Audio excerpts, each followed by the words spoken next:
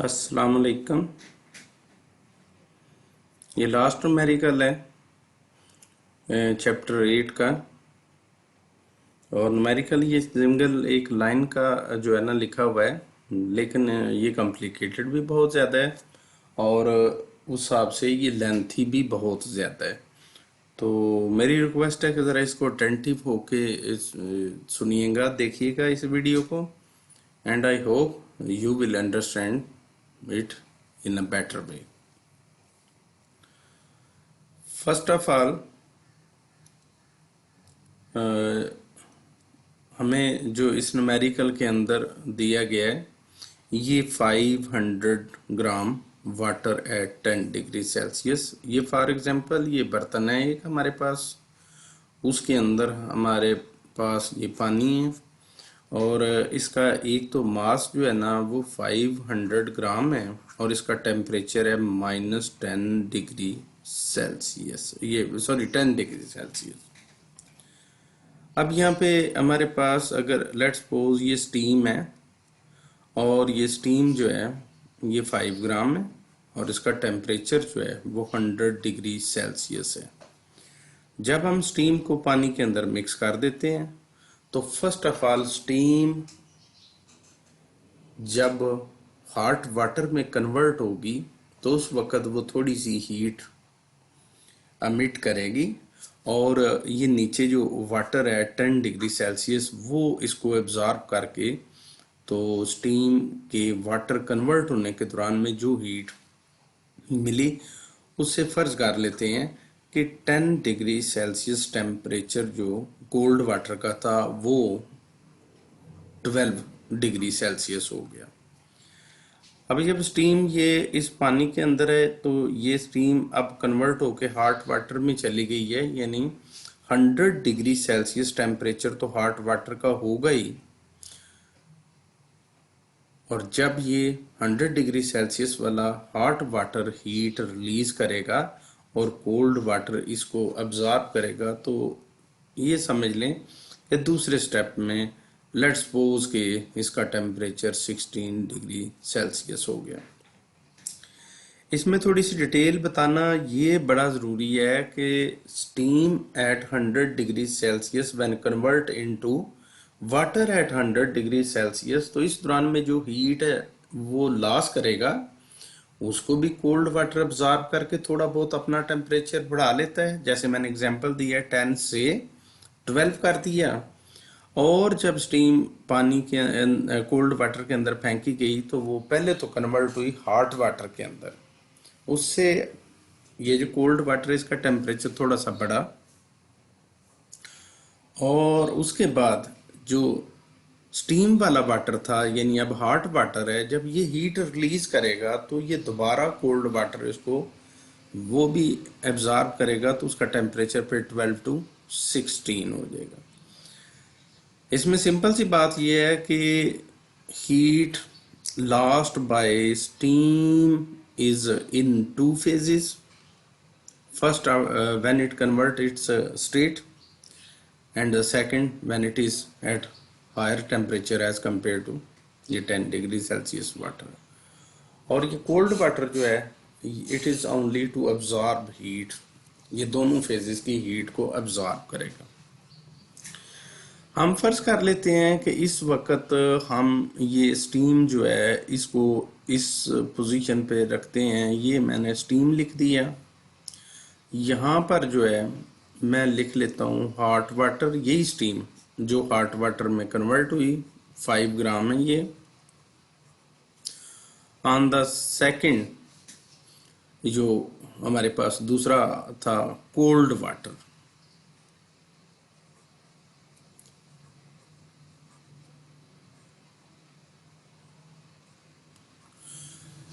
Steam जो है उसका मैस हम m1 रख लेते हैं, that is 5 gram divided by 1000 कर लें,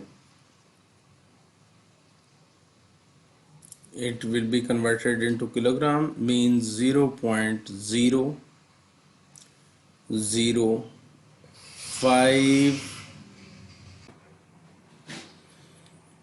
mass of steam is 0.005 kilogram now.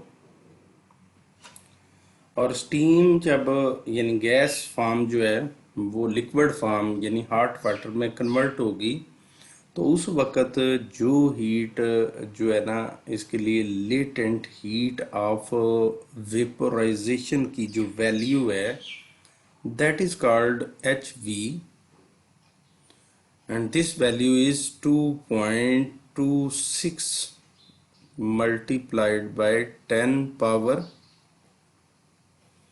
6 joule पर किलोग्राम।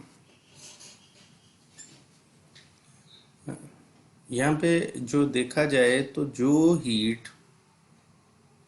हमें स्टीम ने प्रोवाइड करनी है when it converts into hot water, तो उसके लिए जस्ट फार्मूला लगेगा QV is equal to M1HV। और ये हमारे पास आ गया, इसमें हम वैल्यूज पुट कर लेंगे। हॉट वाटर जो है, चूंकि ये स्टीम जो थी जो M1 5 ग्राम है, बल्कि हम हॉट वाटर के सारे मटेरियल को 1 से डिनोट कर लेते हैं कि इसमें M1 जो है वो 5 gram which is equal to 0.005 kilogram water बन गया, वो स्टीम। स्पेसिफिक हीट, चूंकि ये अब वाटर बन चुका है, तो इसकी स्पेसिफिक हीट जो है वो 4200 जूल पर किलोग्राम पर kelvin, and temperature this will be denoted by T1, its temperature, hot water temperature is given 100 degree Celsius. Now we consider cold water as 2, its mass M2 is 500 grams. It will be converted into kilograms. We divide it by 1000. Now it is converted into kilogram and the value is 0.5 kilogram. ये cold water भी जो है ना, ये liquid state है water की, तो इसमें जो स्पेसिफिक हीट C2 भी हम करेंगे, चूंकि वाटर की वजह से 4200 जूल पर किलोग्राम पर केल्विन होगी। और इसका टेम्परेचर जो T2 दिया गया है that is 10 degree Celsius. Numerical basically हमारा ये है कि जब हम अगर स्टीम को इधर से ये 5 ग्राम जिसको मैं टिक लगा रहा हूँ, ये स्टीम को जब लिक्विड में ड्रॉप किया, तो जाहिर बात है स्टीम का टेम्परेचर आहिस्ता आहिस्ता पहले तो कन्वर्ट होगा हॉट वाटर में, फिर हॉट वाटर का टेम्परेचर भी कम होता चला जाएगा, लेकिन ये जो कोल्ड वाटर है इसका टेम्परेचर बढ़ेगा। तो अल्टीमेटली ये क्वेश्चन पूछा गया है कि जब स्टीम को पानी में मिक्स करने के बाद थोड़ी देर इंतज़ार करते हैं, तो फिर ये टोटल मटेरियल का टेम्परेचर क्या हो जाएगा। हम इसको यहाँ पे T से डिनोट करते हैं और बेसिकली यही टेम्परेचर हमने कैलकुलेट करना है। अब इन टेम्परेचर्स को अगर देख लिया जाए कि हम फर्ज कर लेते हैं यहाँ पर फर्जी तौर पे, अगर इस टी टेम्परेचर बिल फर्ज 100 डिग्री सेल्सियस और 10 डिग्री सेल्सियस पर दो चीज़ों को मिक्सअप करते हैं, तो सारी बात है कि टेम्परेचर 100 और 10 के दरमियान आ जाएगा। अगर फॉर एग्जांपल ये 40 आ गया, तो हमें ये थोड़ा सा अंदाज़ा कर लेना चाहिए कि T1 temperature is greater than T and T temperature is greater than T2 होगा।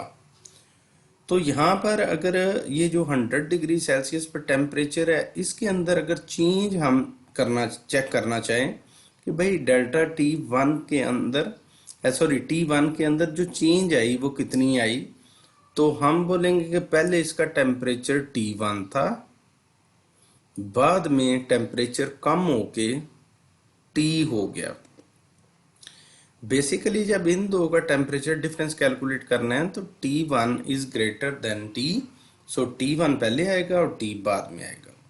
लेकिन जब कोल्ड वाटर की सिचुएशन के ऊपर हम जाते हैं तो कोल्ड वाटर का जो टेम्परेचर चेंज होगा डेल्टा T2, उसमें हमने ये दो वैल्यूज देखनी है, ये वाली, एक T2 और एक T। तो हम इसमें ऑब्जर्व करते हैं कि T ग्रेटर है और T2 स्मॉलर है, तो यहाँ पे T जो फाइनल टेम्परेचर है वो बड़ा है और T2 जो है ना उससे भी थोड़ा टेम्परेचर है, तो इसको T2 रख लेते हैं। हम अब चलते हैं कि हमने ये थोड़ा सा ये लेट किया था, मैं 40 वाला भी ख़त्म कर देता हूँ क्योंकि it was just to give the concept. और हम अब ये फाइनल टेम्परेचर कैलकुलेट करने के लिए अपना वर्क स्टार्ट करने लगे हैं। टेम्परेचर जो है फर्स्ट ऑफ ऑल तो हम इस सारे सिस्टम के अंदर देखते हैं कि दो स्टेप्स के, एक स्टेप तो होता है हीट,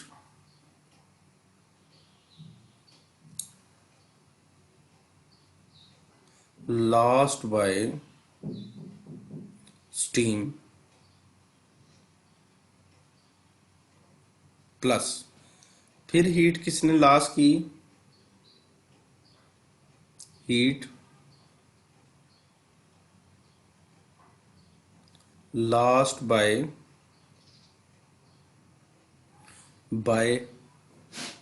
हॉट वाटर, यहाँ पर हॉट वाटर लिख लेते हैं, hot water.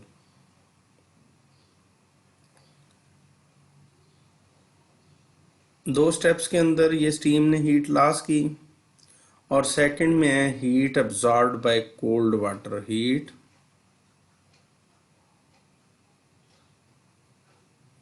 absorbed by cold water। heat lost by steam जो है that will be delta Q V plus heat lost by hot water, चूँकि हॉट वाटर को हमने 1 से रिप्रेजेंट किया है लिहाजा इसको हम डेल्टा Q1 कह देते हैं, is equal to heat absorbed by cold water, उसको 2 से, कोल्ड वाटर को 2 से रिप्रेजेंट किया है तो यहाँ पर डेल्टा Q2 आ गया। अब हम इन तमाम की ज़रा वैल्यूज अगर लगाएं तो delta QV is equal to M1 HV plus delta Q1 होगा M1 C1 डेल्टा T1 और डेल्टा Q2 होगा M2 C2 डेल्टा T2। यहाँ पे हमने ये कलर में चेंज करने लगा हूँ थोड़ा सा, यहाँ पे हमने दो वैल्यूज जो है ना उनको उनकी वैल्यू अभी मज़ीद पुट करनी है। यहाँ पर डेल्टा T1 है और डेल्टा T1 की ये ऊपर आपके सामने मैंने सर्कल किया वो वैल्यू इधर पुट कर देते हैं। तो थोड़ा सा इसको लेफ्ट साइड पे लिखते हैं, ये M1 HV plus M1 C1 और यहाँ पे डेल्टा T1 की वैल्यू जो कि ये दी हुई है ये पुट करते हैं, that is T1 minus T bracket close, और यहाँ पर M2 C2 और ये जो वैल्यू डेल्टा T2 है इसकी जगह पर हम ये वैल्यू, इसको मैं अभी आपके सामने सर्कल लगा रहा हूँ आप भी देख लें, इसको ब्रैकेट के अंदर लिख लेते हैं T माइनस T1। अब यहाँ पर इसको मल्टीप्लाई करते हैं जी, MHV प्लस आप ये दो वैल्यूज़ हैं पहले T1 से मल्टीप्लाई करें फिर T से मल्टीप्लाई करें तो ये सिचुएशन होगी M1 C1 T1 minus M1 C1 T is equal to M2 C2T minus M2C2T1। यहाँ पे अगर हम गौर करें थोड़ा सा, तो इसमें ये आ गया कि T हमारा दो प्लेसेस के ऊपर है, एक T इधर है और एक T इधर है, और यही T तो हमने कैलकुलेट करना है। तो फर्स्ट ऑफ ऑल हम इस T को मतलब जो है एक साइड पर इकट्ठा कर लेते हैं। लेट्स सपोज कि मैं ये M2C2T इधर ही लिखा रहने देता हूँ, और वहां से दूसरी साइड से ये T वाली वैल्यू जो कि M1C1T है, इसको इधर लाएंगे, माइनस साइन है उधर, इस साइड पे आकर इसका साइन हो गया M1C1T।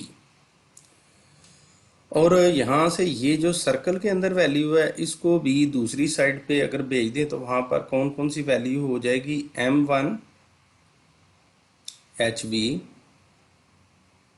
M1C1T1 plus M2C2T। अगर यहाँ पे हम कॉमन ले लें बीच में से T, क्योंकि बेसिकली तो हमें T ही कैलकुलेट करना है, तो M2C2 प्लस M1C1, और ये जो इधर आ जाएगा M1HV plus M1C1T1 plus M2C2 और T2। ये थोड़ा सा इसकी वैल्यू कर देना। अगर यहाँ पे आपको T कैलकुलेट करना है तो ये सारी वैल्यू दूसरी साइड पर डिवाइड हो जाएगी जाकर, तो T is equal to again M1HV plus M1C1T1 plus M2C2T2 divided by M2C2 M1C1। तो जब हम ये कर लेते हैं, थोड़ा सा इस साइड पे ये इसको रेज कर देते हैं, क्योंकि यहाँ पर हम जो है ना इसका फर्दर स्टेप्स जो है ना वो लिखने लगे हैं। तो यहाँ पर हम T की value T is equal to, ये हमारे पास सबसे पहले M1 था ये इस फार्मूले में, जिसको डबल टिक लगाया। बेसिकली इसके अंदर अब मैं वैल्यूज ऊपर से पुट करने लगा हूँ। M1 हो गया 0.005 किलोग्राम्स। फिर उसके बाद HV की वैल्यू जिसको है ये अभी टिक लगाया है, ये है 2.26 मल्टीप्लाइड बाय 10⁻⁶ जूल पर किलोग्राम प्लस। उसके बाद हमने ये जो मैं सर्कल लगाने लगा हूँ पीछे वैल्यू को, M1C1T1, M1 तो हो गया 0.005 किलोग्राम, C1 हो गया 4200 जूल पर किलोग्राम पर केल्विन, और साथ में इसका टेम्परेचर हमें सेल्सियस के अंदर ज़रा चाहिए। तो यहाँ पर जो सेल्सियस में टेम्परेचर, ये ऊपर T1 जो है ना ये ऊपर लिखा हुआ 100 डिग्री सेल्सियस है, तो मैं उसके अंदर थोड़ा सा 273 ऐड करके तो इसको कन्वर्ट कर लेता हूँ 373 केल्विन के अंदर। तो 373, सिमिलरली ये T2 भी है, इसको भी कन्वर्ट कर लें, क्योंकि न्यूमेरिकल के अंदर ऐसा ही यूनिट जो होती है टेम्परेचर की वो केल्विन है। तो इसमें 10 डिग्री सेल्सियस के अंदर भी अगर हम 273 ऐड कर दें तो ये टेम्परेचर हमारा हो जाएगा 283 केल्विन। और बेसिकली यही वाले दो जो है ना ये हमारे यूटिलाइज होंगे। तो इसमें हमारा T1 जो है ना वो आ जाएगा 373 केल्विन प्लस एक और वैल्यू है। अब ये वैल्यू जो है नेक्स्ट वाली वो है M2C2T2। M2 हो गया 0.5 किलोग्राम्स स्पेसिफिक हीट हो गई 4200 जूल पर किलोग्राम्स, और साथ में टेम्परेचर इसका जो है वो हो गया 283 केल्विन। इस सारी वैल्यू को जो हमने डिवाइड करना है वो ये नीचे सर्कल में लेफ्ट साइड पे नीचे ज़रा देखिएगा, वहाँ पे सर्कल किया है मैंने M2C2 प्लस M1C1 वो लिख दे। M2 0.5 kilogram multiplied by C2 4200 joule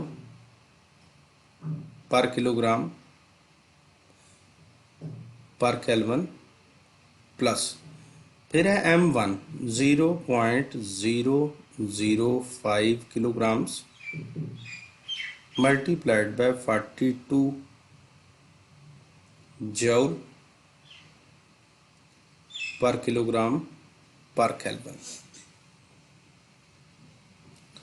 आप अगर इसमें न्यूमेरिकल को कैलकुलेटर पे अगर आप लिखना चाहते हैं तो यहाँ पर ब्रैकेट्स का हिसाब किताब मैं यहाँ पर रेड कलर से ब्रैकेट्स लगाने लगा हूँ। आप कैलकुलेटर में वैल्यू उस तरीके से रखिएगा। यहाँ जिधर ब्रैकेट ओपन की है आपने भी ब्रैकेट ओपन कर लेनी है कैलकुलेटर पे, और उसके बाद ये तमाम वैल्यूज़ इसी स्टेप के मुताबिक लिखते लिखते जब आप एंड पे 283 पे जाएंगे वहाँ पे ब्रैकेट क्लोज करें लाजमी। फिर उसके बाद आप डिवाइड का साइन लगाएं, और डिवाइड के साइन के बाद नीचे वाला जो डिनोमिनेटर है उसको लिखने से पहले ब्रैकेट क्लोज जरूर ब्रैकेट ओपन जरूर करें, और इसके एंड पर ब्रैकेट क्लोज कर दें। सिर्फ आपने नंबर्स ही लिखने हैं, यूनिट तो लिखनी नहीं है। तो जब आप इक्वल का बटन प्रेस करेंगे तो आपका आंसर जो है इसमें 289.2 केल्विन आ जाएगा। अब चूंकि उसने टेम्परेचर हमें सारे जो दिए थे वो मतलब जो डिग्री सेल्सियस में थे, तो हम अगर केल्विन टेम्परेचर को डिग्री सेल्सियस में करना चाहें तो ये 289.2 माइनस 273, तो जब इसको माइनस करते हैं तो ये 16.2 डिग्री सेल्सियस टेम्परेचर हमारा आंसर आ जाएगा। इसमें देखने की मज़ेदार बात यह है कि स्टीम जो 5 ग्राम थी और 100 डिग्री सेल्सियस पे थी, जब वो हॉट वाटर में गिराते हैं तो 2 स्टेप्स के अंदर हीट लॉस करती है। पहले स्टेप में तो जब स्टीम हॉट वाटर में कन्वर्ट होती है एक दफ़ा हीट वो कोल्ड वाटर को दे देती है, फिर वो जो 5 ग्राम हॉट वाटर होगा, अभी उसने सिर्फ स्टीम ने स्टेट चेंज की थी, फिर जब हॉट वाटर की फॉर्म में आएगा तो दोबारा वो हीट लॉस करेगा और कोल्ड वाटर अब्जॉर्ब करेगा, because heat always travel from hot body to cold body until they reach at the equilibrium temperature. Equilibrium temperature is that temperature at which both the hot water and cold water, जिनकी example दी गई थी, at same temperature. So final temperature will be 16.2 degree Celsius. Okay, Allah Hafiz.